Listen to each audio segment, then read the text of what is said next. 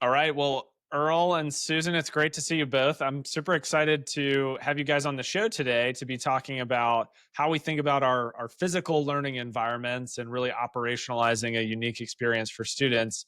Before we get started, let's start with some quick intros. Do you mind each giving kind of the spark notes on who you are and your background? Susan, maybe you can go first. Yes, yes.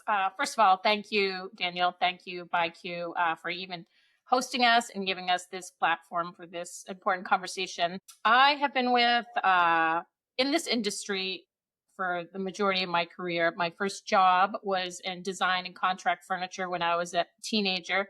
And I've been in healthcare, hospitality, workplace, but definitely my passion lies in education. And at Hertz, my role as VP of Sales, Design and Specification is to work with architects, interior designers, and school leaders to support them across the country in supporting their vision for their educational spaces. Thank you. Awesome. Earl. Excellent. And, to echo Susan's appreciation, on behalf of Hertz Furniture and certainly on behalf of both of us, we appreciate ByQ and certainly the opportunity to share, some of our thoughts and feelings about innovative learning environments. But so after 4 decades in the K-12 space as a teacher, a coach, a vice principal, an assistant principal, a principal of a middle school, a principal of a high school, and then the superintendent of schools, and on to executive consulting, and then some work procurement, and certainly working with mentoring and helping districts. I took the leap into this industry, and I'm currently the VP of Educational Environments at Hertz Furniture. So my role really is I work directly with Susan, and Susan's working with the architects and designers, and I work with superintendents and principals and educators. And we kind of take this different look as our company has changed quite a bit from a catalog transactional kind of company into furniture dealers that do much more than just deal furniture. We help school districts become innovative, connect instructional design to innovative learning environments, and certainly find ways to maximize both the effectiveness and the efficiency of the resources in which they're making these huge investments in. And so it's just been powerful work, and it's exciting. It's exciting to be here today to share some of that work with you. So thanks, Daniel. Well, I'm excited to dig in because I think, a lot of times it's easy to talk about, hey, we're shifting to this academic model, but then forgetting about all the operational considerations that maybe are, are the domino effect of wanting to make an innovative change. So since you guys have, both the, direct school experience and also the industry experience on the furniture side, why don't we start with some of the basics? Because we've used this term innovative learning environments a couple times already. What does that actually mean when we're talking about that? Seems like a bit of an umbrella term. So Earl, maybe you can jump in on this since you mentioned this is the work you're doing connecting the academic model to the environment. Tell us a little bit about like what is an innovative learning environment? How is that any different than a traditional classroom? So it's a great question and a great place to start, because innovation is clearly, when you're innovating, you're changing, you're shifting to adjust to the needs of the classroom. I think the most important thing is, you need to have a vision. You need to actually have a strategic vision about what kind of innovations you're looking for in a particular classroom, because sometimes we might change the resources in a particular classroom, but we haven't taken into consideration the instructional design, right? So if we have a universal understanding throughout the district, throughout the building, about how we're going to do business. So in its simplest form, we're breaking away from rows, and we might be breaking into cooperative learning spaces. And, I think of this analogy a lot, right? So, when we all went to school, we all had the same desk. Didn't matter how big you were, didn't matter how small you are, didn't matter what you needed it for, right? Well, think about baseball and baseball gloves. We all need a glove to catch a ball, right? But the catcher's mitt is different than a first baseman's mitt, is different than an infielder's mitt, is different than an outfielder's mitt, and certainly different than the pitcher's mitt. I don't need to go into the details, but they all have different gloves to all do the same thing. And if we asked somebody to use an infielder's mitt to be a catcher, they would struggle. And so many times, some of the students that we've had over the years as educators have struggled primarily because of the resources that we haven't used appropriately to connect with the instructional design. And that's really where the disconnect comes. And so through a process, you can find problems with practice, and you can help actually give solid advice in the classroom to the teachers about ways that they could use the resources, and then certainly acquiring new resources that will actually help them be successful, efficient, and effective, with the students that they serve. So that's really innovation in a way, and innovation can be so many different things, right? It's not a one size fits all, and it evolves, and it's changing all the time. So you have to kind of be ready to shift and change with what the needs are of that particular classroom. Susan, what are you seeing, to Earl's last point there, just about, takes a bunch of different forms. Like, what have you seen on the innovation side, just in terms of the products that are going in classrooms? When you're sitting down talking with school leaders and maybe there's an architect at the table, like, what does that conversation look like? What are some of the considerations people, are talking about these days versus, the classic, five across, five down rows that Earl was talking about, most of us had in our experience? A couple thoughts. One, each project is unique. Each community is unique. Each school is unique for many different reasons. But I think the most important thing is that it's just not one element, one piece of furniture. It's a combination of like strategic elements. And those together work to support academic success and well being. So it's a combination of things. And there are definitely some key pieces: student movement, student choice, but really it is very often unique to that project and that community. Got it. So I think this is probably more true than anywhere else in charter schools. Obviously, charter schools embody all sorts of shapes and sizes. And it's one of the reasons, they've been able to serve so many families and provide unique opportunities. As schools are thinking about this, the one of the things that you guys brought up earlier is there's limited resources, right? And so academically, or maybe from a leadership perspective, you might say, hey, we're all for innovation. Maybe we're a STEM school, or maybe we're a performing arts school, and we want to blow up the idea of the traditional classroom and get really creative. But there's, resource constraints, there's operational considerations, maybe the building I'm in, it needs to be considered. What does it look like to get started in your experience working with schools? Like, are innovative learning environments always associated with a brand new build or a brand new project? Or are you all seeing schools who've been open for 50 years start to think about reimagining their classrooms? Yeah, so I think it's I'll go all the way back to when I was a classroom teacher, and at the time, I mean, maybe I didn't think of my approach as all that innovative. I was in an old brownstone. I had X amount of kids. I was also coaching, so I always thought of teaching and coaching and teaching is very similar. And then it was all about mindset, right? So when I had the large class, there wasn't anything wrong with having the desks arranged however they were arranged in order to sit and get, right?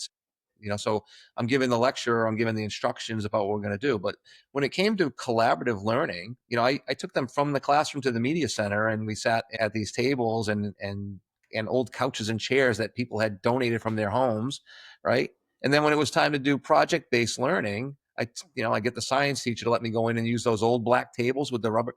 So I guess what we're proposing, or I know that we're proposing, is like you can do all that in a room when you actually acquire the right resources, right? You maybe don't have to leave the room. You can actually use. So I'd say the early adopters in the charter school world, I would say if I was trying to encourage them, I would find people that were that felt there was a safety net. Like, I can take these chances with breaking out of rows and into small groups, or taking students somewhere else to learn, or again, thinking about what the mission and vision of that particular school or school district is, and looking at the instructional design and then matching it to the resources that we currently have. Now, if they're acquiring new resources, obviously you need to be deliberate and strategic about what you actually get. But if you're trying to do it with what you have, right, you need to start, kind of take an inventory about if cooperative learning is a strategy that you want to employ throughout your district or building. You need to provide opportunities for them to have collaborative spaces, and you either have to use what you have or you have to acquire new furniture. Obviously, the newer furniture is designed; it's easier to put together in small groups. It's user friendly, but you'll find charter schools are experimenting this in pockets within, and you may even find charter schools or districts that are actually doing it throughout. But I think that's some of the thing is find the early adopters and get Hmm. them to actually encourage their colleagues to try or actually maybe observe different instructional strategies that are very different than, I teach and you learn. I stand in the front of the room and I talk for 45 minutes and I hope you've learned something, to more of a facilitator's role where the students take more of an active role in their learning. And I think that's what innovative design really encourages, students taking more of an active role in their actual learning. Susan, could you give us maybe a couple examples of how specific furniture choices can help facilitate, group work or active learning? Some of the things Earl was just talking about, maybe based on specific schools you worked with, maybe just a couple practical examples to help listeners kind of visualize, okay, what might this look like for us in our school? Yes, I definitely will, and I could go on for hours on that, but I will spare you. I'll give you some of my favorites. But one thing I just wanted to touch on, that sort of bounces off what Earl was just saying, is that whether we're doing a whole project, new construction, brand new build, or one grade level or one classroom, really what we're seeing arising is getting feedback, testing, and doing pilot classrooms. And it's so helpful. And the successful projects are doing a lot of testing and piloting of spaces. So I think that's a really important step, to end up with the success you're looking for. But back to your actual question. For me, there are the two most important things if you're going to make this step is the ability for movement and student choice. So when we look at choice, everybody learns differently and it's comfortable in a different spot. So your choice can be to sit in active seating. Your choice can be to be at a stand up desk. Your choice can be to be at a small table where you're working independently, or perhaps you like being in a more collaborative setting next to other students, so you're at a large table. So you can really pick the furniture that helps you focus, study, collaborate, whatever the task is at hand best. So I find if I were to pick really specific things and I could only do it, I'd have options for seating. You'd have an active option, you'd have a comfort option, and then you'd have a traditional.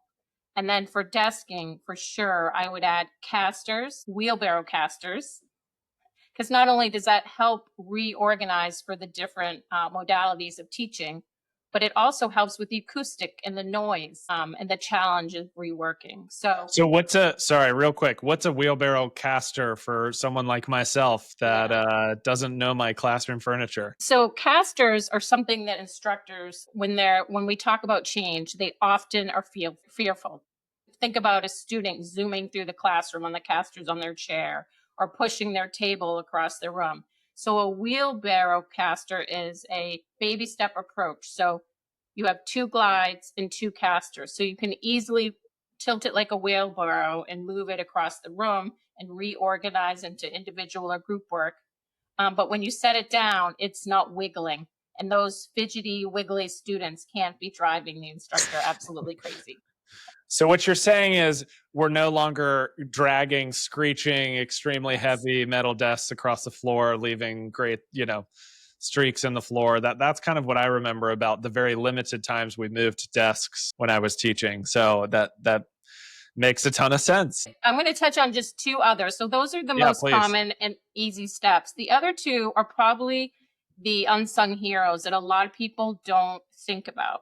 And one is mobile storage that reduces clutter and is very adaptable as the curriculum and space changes. Hmm. That is the unsung hero to a transformative space. And then the other thing, and Earl, you can speak to this, I think, very well, is pathways. So just not a complete, the less furniture, the better. So clear pathways that reduces clutter. And I think that's, think people think about if I'm going to make this change, it's more money. Very often we're reducing the amount of pieces in a classroom with Hmm. this transformation. Yeah, that's super interesting. Earl, do you have maybe, I'm sure from supporting schools on this, there's lots of examples to pull from, but do you have maybe a, either broadly speaking or a very specific school example where you felt like there was an aha moment for the staff? Because one of the recommendations you both have made is, let's pilot this, let's get the early adopters. And I'm sort of thinking about, how does a school get from, okay, we're piloting this and this classroom is open and mobile and has wheelbarrow casters, and everyone else is kind of in the traditional format. What have you seen practically, just in terms of maybe an entire school or a much larger swath adopting, and what were the aha moments that led to that? Yeah, so I appreciate you asking. So I'm a big fan of, once you obviously installed, and then you have, how do you go through the building to make sure that people have the support, the resources? So I'm going to give a real simple one because this is the easy one to follow, right? So I engage in their instructional rounds or learning walks. And so the administrative team would go room by room, and they're encouraging and supporting innovative learning and innovative teaching, but they're also looking for problems with practice. Now, think of this, right? So you go into a room, and the teacher assumes that all the students can see the one monitor that they have, that he or she has, right? And lo and behold, you find out there are kids in the room that actually can't see the monitor. This actually happened to Susan and I at a professional development opportunity for adults, by the way. We were actually had to sit somewhere where it was really hard for us to hear, and we also couldn't see. And we talked Makes it about hard to learn anything. Yeah. well, so you go back with the problem of practice, and then there's a theory of action. So my theory of action would be, and this is going to sound so simple, but if you add an additional monitor in the room, then all the students will be able to see the monitor, right? And so you'd say like, oh, well, well, I didn't know I could have a second monitor. And then my question, well, did you ask? Right. So that's that post occupancy. Like the recommendation has been, this is an aha moment. People get a certain amount of money to spend their funds, right? Their funding. Spend 80%, save 20. Because when you do the post occupancy survey from students and staff, they're going to tell you the things that you missed, and you will Mm. miss some things, right? It could be sound related, it could be lighting, it could be, um, sight lines, it could be certain furniture, it could be it's not flexible and fluid enough for whatever reason. That extra 20% will allow you to provide them with those kind of support. So I think for me, the aha moment really was, and continues to be when I see successful projects, everyone was involved right from the beginning, right? All the stakeholders, the students, the staff, etc. When I see projects that fail, it's typically a top down, somebody bought furniture, had the best intentions, had it delivered and installed, but didn't consult with the actual people that were using it. And so what happens is they struggle. So like Susan had mentioned casters, I was in a school where they didn't want casters. So it got delivered, and the teachers ripped all the wheels, casters off the bottom, and threw them in the closet because they didn't want them, right? Right. For whatever reason, I don't. They made it, for whatever reason, they weren't consulted. I mean, perhaps I don't know if that was a message, but or chairs that were, the students' feet didn't hit the floor, and all of a sudden they were like, these chairs don't work for us. Well, who ordered them? Did you have anything to do with this? And so those aha moments really are like, it just reminds you, no matter what your intentions are, no matter how much time you may or may not have, you cannot exclude the stakeholders in the process. They need to be involved right from the very beginning. And that's so important. And then there's like simple things like that. I don't have a monitor that everybody could see. And then there might be much more complex individual needs that need to be met because the students' needs are very individual, right? So you need to personalize sometimes furniture for folks, and that's a hard thing to take into consideration if you're not fully aware of everybody's needs in the room. Again, Mhm. all the stakeholders, your odds go up of knowing exactly what they need. Those are a couple of for me. Yeah, I like this thread of practical considerations, because I think we always try and get to that on this show, like what's the actual application for me in my school. And I thought there were some great you know takeaways in there, just what you shared around 80/20 rule of the budget, making sure you have stakeholders involved, not making assumptions about the end user of the furniture. Susan, I want to ask you, because Earl mentioned it is so important to make sure the stakeholders are at the table. And I think, practically speaking, especially with new construction, what can sometimes happen is, and understandably so, a school does a bond deal, they get, a large philanthropic donation, and they have this opportunity to build a state of the art facility.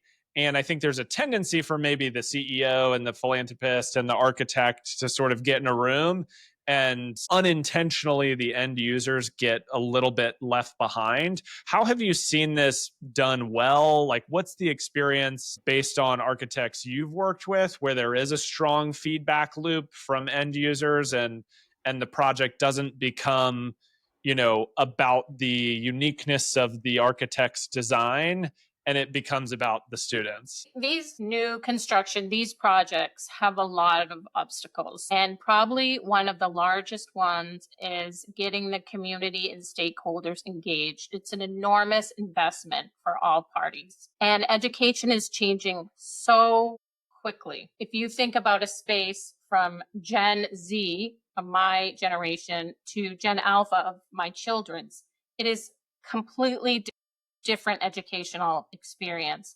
So a lot of these people that are making leadership decisions or are paying the tax bill for these new construction projects are still back in Gen Z. And what I hear all the time is, this environment worked for me, it can also work for my child.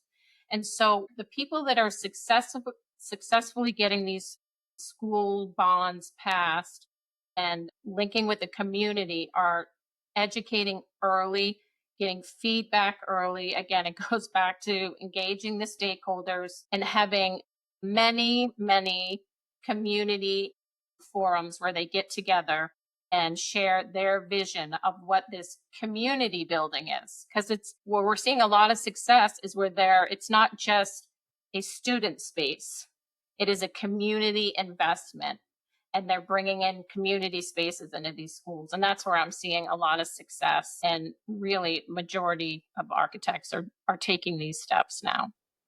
That's great to hear. So, a couple more just quick practical questions. Operationally, don't let's just say your average school, we'll put the super fast replicating large networks, we'll put them off to the side for a second. Your average charter school maybe gets an opportunity to build a new building, once every 5 years, every 10 years. Like, it's not a project you're doing every year.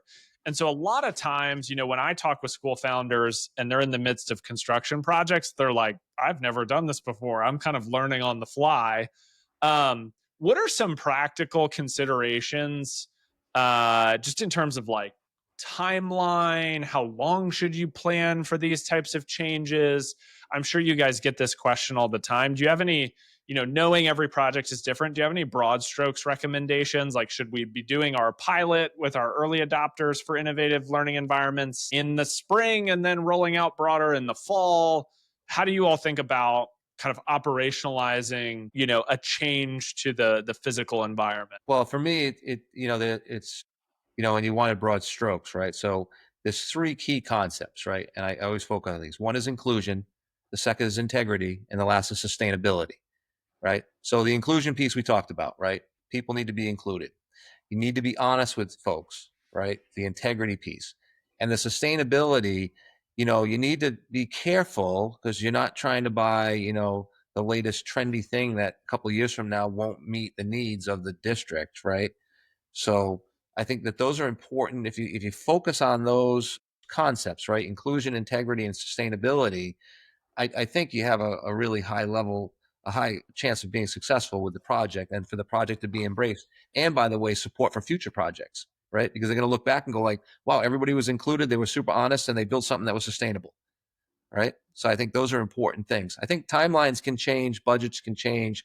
I think that the specificity really is project based in that regard, right? So like you said, I tell this all the time to schools, when they're changing out all the furniture. I never had the opportunity in 40 years to ever get new furniture for my school, like the whole school, never once, right? So I said, this is an unbelievable opportunity because it's probably going to happen once every 50 years, right? What you're buying is probably going to be here for 50 years. So take that into consideration. You want to buy a high quality, you want it to be sustainable, but you're not going to get to say, I don't like this, I want new furniture next year. And so obviously if it's a brand new building, you're bringing in new furniture. again, that's why it's important to have your instructional model, your instructional strategies, that vision, that mission really locked down with all the stakeholders. And then you're getting the resources to support that. I think sometimes the districts may get resources, then they're trying to figure out how they're going to match their instructional strategies, and that's a much different challenge. But so for me, I would say if you just focus on those three concepts, right? Inclusion, integrity, sustainability. Those are good and solid concepts to focus on. Okay, so let's look ahead a little bit. You mentioned we might be buying furniture for the next 50 years. It's really hard to look into that crystal ball and figure out what education is going to look like. There's a lot of conversation right now about, the impacts of AI on education and robotics and everything from the role of the teacher to are we preparing students for the workforce of the future. I'm not going to ask you to answer any of those questions because those are hard questions. I don't have the answer either. But I am curious, as you all look, even just what's happening now, what's the trend you're seeing? Because I think as it relates to classroom design, classroom furniture, because you mentioned there are kind of these fads and you want to be careful about, for lack of a better term, sort of fad buying the shiny new thing, like, oh, all my kids are going to be on mini trampolines or whatever. What would you say are consistent trends where this is mapping to the movement we're seeing on the instructional side versus maybe if you have an example or two of a trend that maybe came and went because it wasn't fully thought through? I'm just curious, looking ahead, for leaders who maybe know, hey, I'm about to get this opportunity, this once in a lifetime opportunity to refresh all my furniture. What would you say to that? There's so much going on in education right now. I would say the trend that since I joined education primarily 5 years ago, the one that's been a constant theme is flexibility and collaboration. So as the curriculum changes, so can you manipulate your classroom and your learning space. So I would say that is the number one theme trend that is just not going away. And it's from right, all cradle to career. This is the way they're going to be working at higher education and once they get in a career. So it's just important to create these habits and these environments early on. Earl, Yeah, do I you would want to echo. touch on before I? Yeah, well, I would say the same thing because you have flexible, fluid, and fixed, right? So flexible and fluid will protect you because you can change how you use the furniture. If you buy things that are fixed, right? So you've seen the different fads, right? Open classrooms, take all the walls down, right? Oh, it's too noisy, put all the walls back up. Everything really it's secular in a way that it's going to come back, like bell bottom jeans, right? They're out, they're in, right? So I think for some of those things, you'll find ways to incorporate them, and then teacher styles will also be a factor. But I think the trends in education really is about building their work environment to prepare them for their careers. What's their work environment going to be like when they go to work, right? So it's beyond us. Their work environment's going to be probably very different than ours, and so we need to prepare them for their future. It's not our future; it's their future, and I think that's what's responsible. That's the responsible thing to do. It's tricky though because right, you're adjusting teaching styles and the professional development that you need, and then you have early adopters, but for every early adopter you have people that resist the change, right? So, it's a delicate balance. And you want to make sure that you take all those things into consideration because you're seeking commitment, not compliance, right? So you can make people do something, but are they really committed to it? And seeking commitment takes patience, and that was probably a mistake I made as a young administrator, right? I can get everybody to do what I want them to do, but that's compliance. That's not commitment. It's really important for them to be committed, to really understand why we're doing what we're doing. What's the desired outcome? And if we really talk about it, like we're preparing them for their careers, not ours, theirs, right? So the workforce needs to look that way. And I think that fluid, flexible work, I see students more as taking more responsibility. I said this earlier for their learning. Teachers are more facilitators. I don't see that changing anytime soon.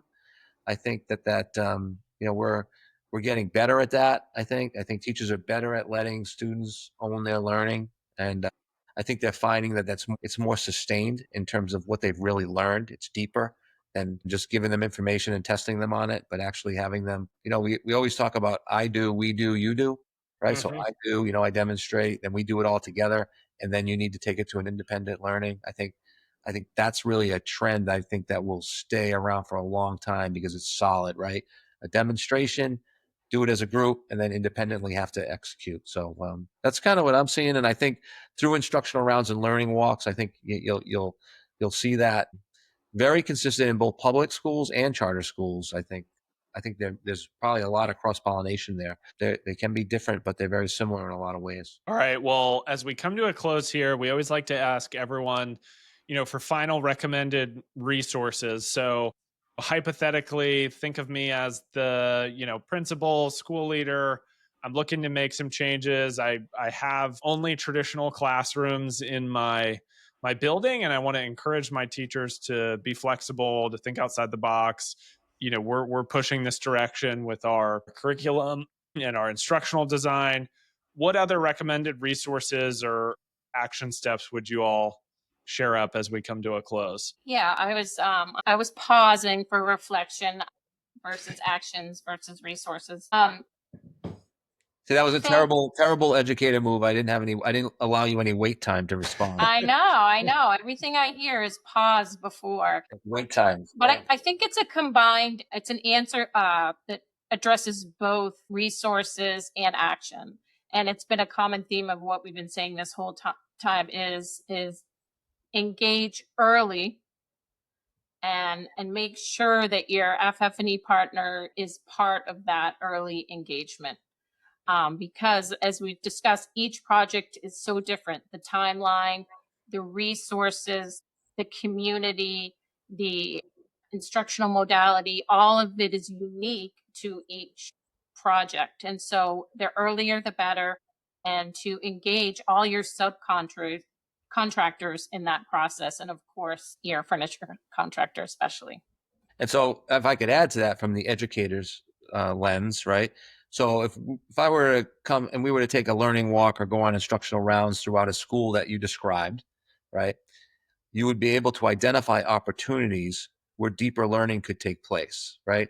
This is what I observed as we went through all your classrooms.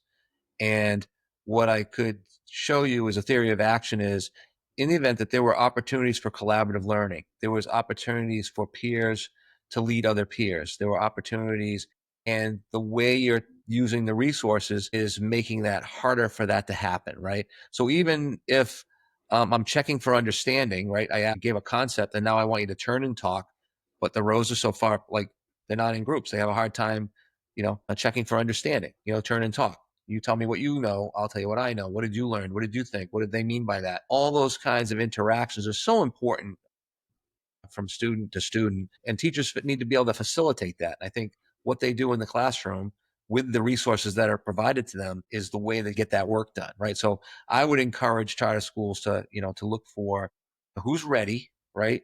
What are the opportunities where collaboration can take place, and then to take a look at the resources you have, and what can you do innovatively with what you have, and then think about planning for the future. I think is really important.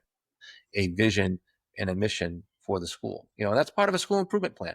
We're going to improve our school by making sure that our students actually are collaborating with one another. And so this is how we're going to do it. Our instructional strategies are going to look this way, and we're going to arrange our resources this way. And then that's the way you would go about maybe a school improvement plan. And then you have to find ways to measure that. I would encourage using instructional rounds or learning walks to make sure that that's happening. So it's not just we don't just say we're doing it, but we actually can prove that we're doing it with some data. So that would be advice I would give a charter school that's looking to take that step into an innovative learning environment with their innovative instructional strategies plan. All right. Well, Susan and Earl, in our show notes, we always link to resources and how people can connect with you all. Where should we send them? Is it best to connect with you two on LinkedIn? Should we send folks to hertzfurniture.com? Anywhere else we should be linking to? Both, but ideally LinkedIn to connect directly with each of us. Agreed, Earl? Perfect. Absolutely. That's a great professional network that helps. I think, and if you engage with our company, you'll find that we're more than just furniture dealers, that we actually provide a lot of different services, that professional development and support. in ways that I think you could find us unique, all right, or a company that would really help a charter school take those steps forward. And so we look forward to working with whomever, right? So thank you again for the opportunity. We appreciate it. Yeah, thank you both for the time today. Thanks, Daniel. Thanks for listening to Charter School Insider. This show is brought to you by BuyQ, the group purchasing organization specifically for charter schools. Want to learn how to maximize your school's purchasing power? Join together with thousands of other charter schools by visiting buyq.org/sign-up. BuyQ's purchasing program is free and has no obligations or commitments required. If you enjoyed today's episode, do us a favor and subscribe on your podcast listening platform of choice. If you have a question or feedback for us, we'd love to hear from you. Send us an email at podcast@byq.org. Thanks, and we hope you'll tune in for the next one.